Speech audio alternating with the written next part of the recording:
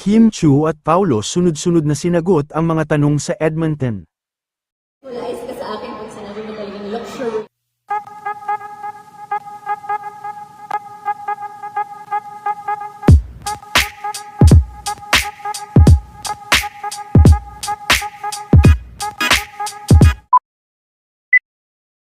Marami nga ang talagang kilig na ngayon, dahil sa mga naging tanungan sa Edmonton para kay Kim Chiu at Paulo Avellino, ilan sa naging tanong sa kanila ay sa mainit ba o sa malamig na kinakiligan din ng mga fans. Alika at silipin natin ang mga kaganapan. Umpisa na natin. Ready na ba kayo? Yeah! Ready? Yes. Okay. First na pipili. Pagkasabi ko, mag-react kayo. Okay, practice. 1, 2, 3, go. Mas malabilis mo siya. 1, 2, 3, go. Okay. First question. First question. Sa mainit o sa malamig?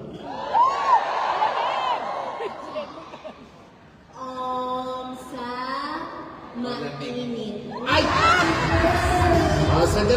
Sandali. Parehong magkaiba. Ngayon, kailangan yung isaliwanag yan. Lamigin kasi ako. Gusto ko mainit talaga. Parang yung pagmamahal ng mga taga-Edmonton! Shit. Malamig man dito, pero mainit ang iyong. At syempre, bago ka pa pumunta sa mga taga-Edmonton, sino pa bang ibang magpapainit sa iyo? Ay, super! Super na talaga. Wala akong bilat eh. Tama din yung iutak ko.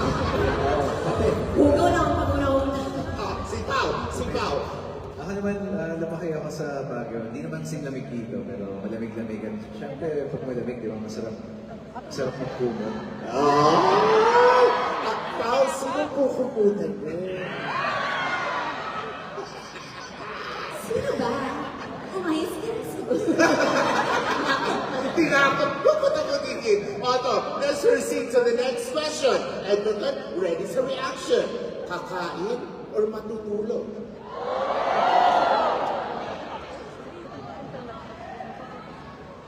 Kain. Hello, ba't naman lagi iba yung mali sa'yo? Uy, tsaka sa akin. Paliwanag naman. Kakain kasi mahilig kasi kami kumain. Kami, no, sinama ko na siya. Ikaw din naman, di ba? Parang magdo siguro na siya. Just go. Ay, you know, 12 months pregnant. Pero anong kinakain niyo? Mga good food. Anong Yes. mga good foods yan? Sino? Pagkain, may kasamang pagmamahal pag niluto. Ay! Ay, nandiyan yung pagkain.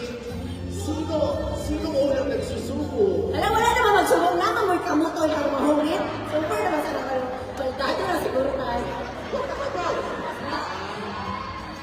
Pag walang tao,